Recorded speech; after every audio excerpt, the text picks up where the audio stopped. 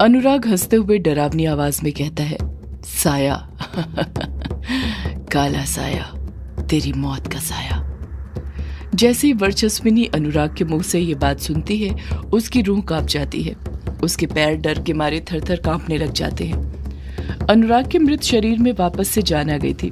वो काला साया अनुराग के शरीर में प्रवेश कर चुका था। अनुराग की वैसी ही आवाज सुनाई दे रही थी जैसे काले साए की आवाज सुनाई देती थी। अनुराग वर्चस्विनी के पास जाते हुए कहता है, ब्लड मून की खूनी बारिश, काली शक्तियों का हूं मैं वारिस। ब्लड मून की खूनी बारिश, काली शक्तियों का हूं मैं वारिस। अनुराग यही सब बड़बड़ाते हुए वर्चस्विनी के पास जाता है और उसके पसीने से भीगे बदन को ऊपर से लेकर नीचे तक देखने लग जाता है। अनुराग वर्चस्विनी के बदन को वैसी ही नजरों से देख रहा था जैसे काला साया देखा करता था जब उसने अनुराग के शरीर में प्रवेश नहीं किया था। अनुराग की आंखें पीले रंग में चमक रही थी, साथ में उसके हाथ के 5 निशान भी। वर्चस्विनी डरते हुए कहती है, छोड़ दो, मुझे जाने दो, मुझे मेरी बेटी तारा के पास जाना है, जाने दो मुझे। अनुराग भारी आवाज में कहता है, तुझे तेरी बेटी के पास जाना है? तारा के पास? वर्चस्विनी हड़बड़ाहट के साथ कहती है, हाँ, मुझे मेरी तारा के पास जाना है, मेरी बेटी तारा के पास। अनुराग खुद से बड़बड़ाते हुए कहता है, तारा, दुनिया का आखिरी सितारा, तारा, आखिरी सितारा। वर्चस्विनी के कुछ समझ नहीं आ रहा था कि अनुराग क्या बड़बड़ा रहा था। वो बस डर के मारे सहमी हुई थी। उसे डर था कि पता नहीं अनुराग कब क्या कर दे, इसलिए वो चुप बैठी रहती है, ज्यादा कुछ नहीं बोलती है। तारा का नाम बड़बड़ाते हुए अनुराग हंसने लग जाता है। उसके हंसने की आवाज ग्रेवयार्ड कोठी में गूंजने लग जाती है। ग्रेवयार्ड कोठी के ऊपर काले बादलों की संख्या और ज्यादा बढ़ गई थी। वो ग्रेवयार्ड कोठी के ऊपर ही मंडराए जा रहे थे। इस तरफ हवेली के अंदर युग और उसके दोस्त हॉल में थे। यामिनी वहां पर नहीं थी। चैटर्जी ने उन्हें सब कुछ बता दिया था कि उसके और वर्चस्विनी के साथ रास्ते में क्या हुआ था। सारी बात सुनने के बाद कछुआ चैटर्जी पर ही इल्जाम लगा रहा था।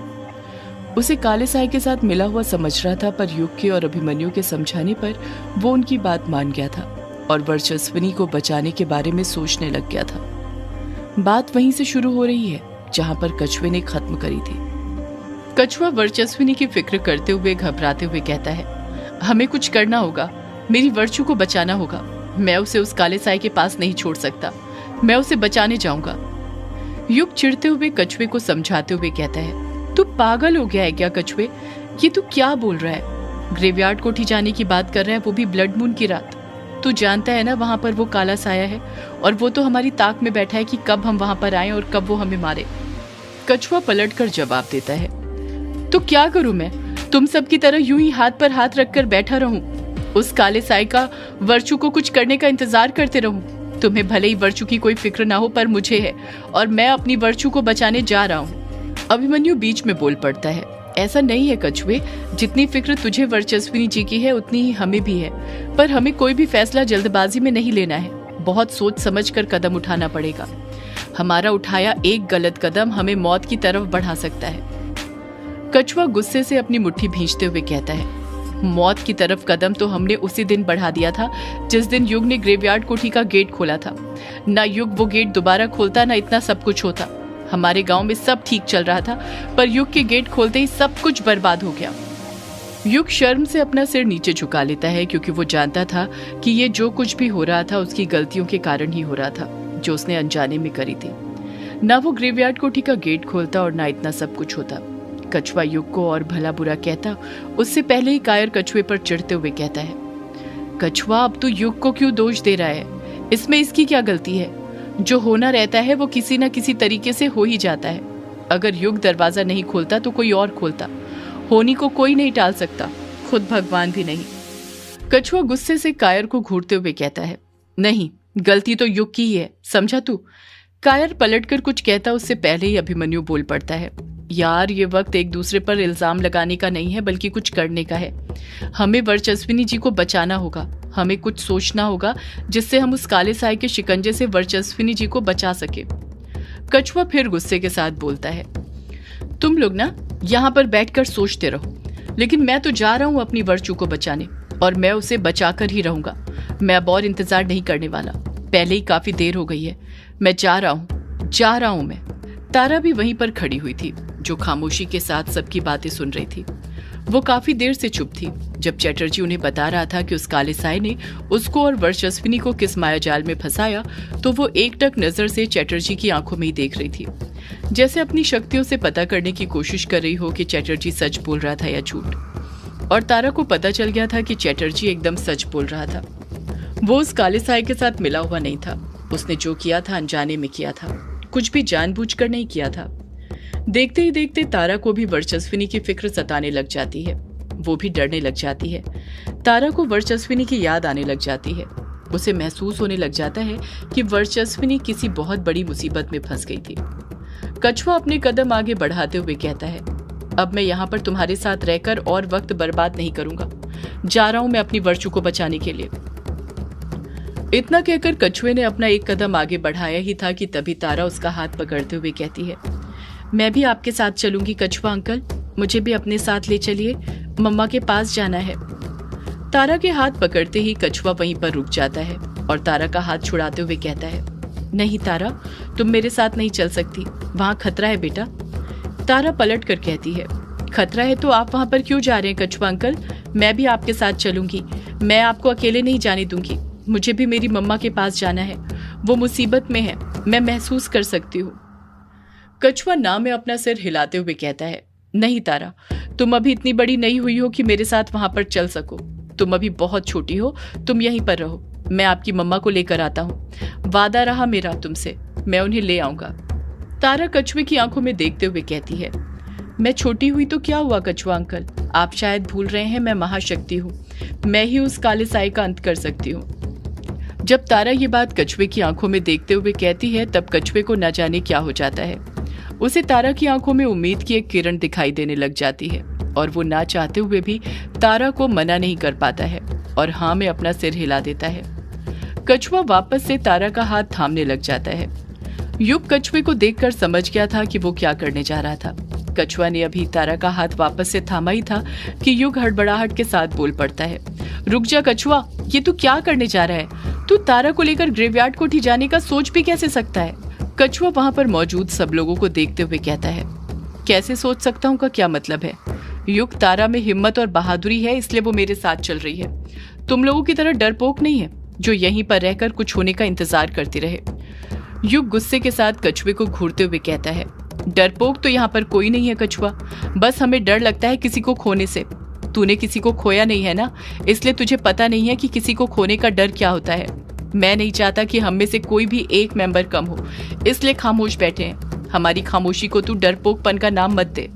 कछुआ युग से नजरें फेरते हुए कहता है, देख युग, मुझे ना तेरे प्रवचन नहीं सुनने हैं, तुझे नहीं चलना मेरे साथ ग्रेवयार्ड कोठी तो मत चल, लेकिन मैं और तारा तो जा रहे हैं वर्चू को बचाने के लिए।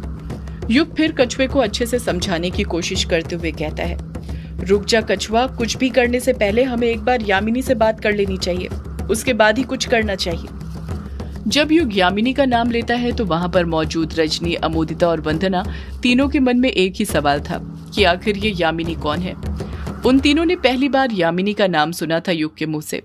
अमोदिता मन में सोचने लग जाती है, अब ये यामिनी कौन है जिसके बारे में युग जी बात कर रहे हैं, और युग जी उससे पूछने के लिए क्यों बोल रहे हैं, वो क्या कहीं की महारानी है जो उससे पूछना पड़ेगा कि क्या करना है क्या नहीं।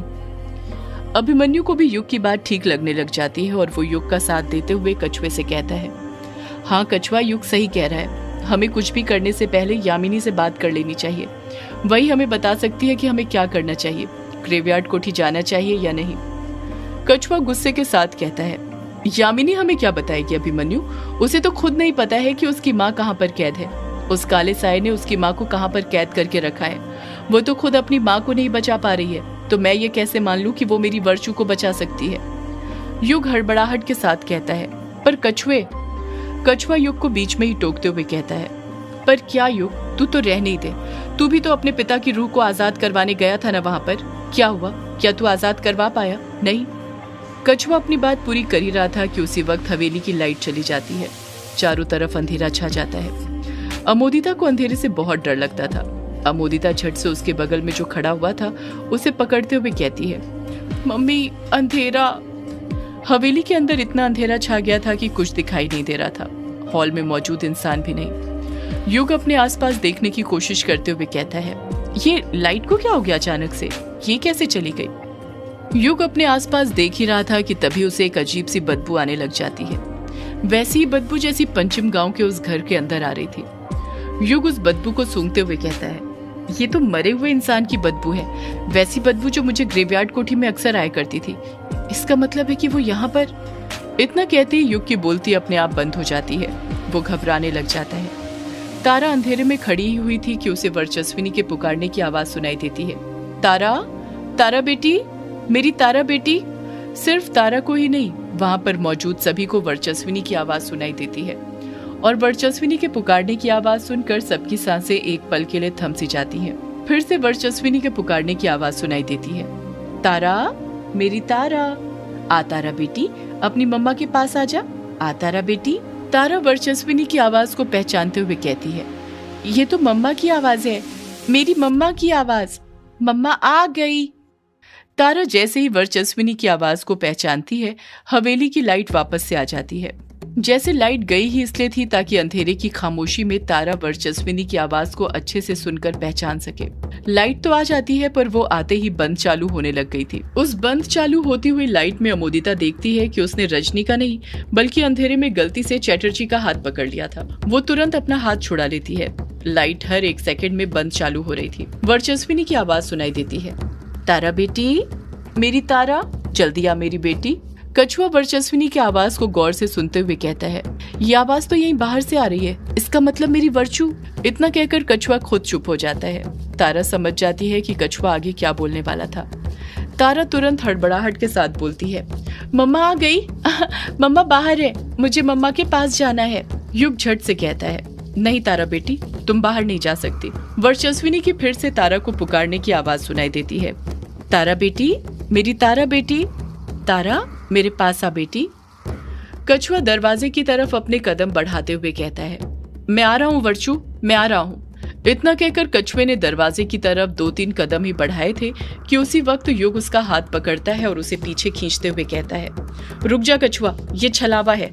ऐसा छलावा वो काला साया पहले भी मेरे साथ कर चुका है, लगता है वो यहाँ पर आ गया है। जैसे ही युग ये बात बोलता है, वहां पर मौजूद सभी लोग डर से कांप जाते हैं। वर्चस्विनी की फिर से पुकारने की आवाज सुनाई देती है, तारा बेटी, मेरी तारा। तारा नम लहजे में कहती है, मम्मा, मम्मा। कछुआ वर्चस्विनी की आवाज को पहचानते हुए कहता है, वर्चू बाहर है, मुझे जाना होगा, मैं आ रहा हूँ, मैं आ रहा हूँ वर्चू। सदियों से है पुरानी ये है यक्षिणी की कहानी। यक्षिणी एक आग है, यक्षिणी तेरा ख्वाब है।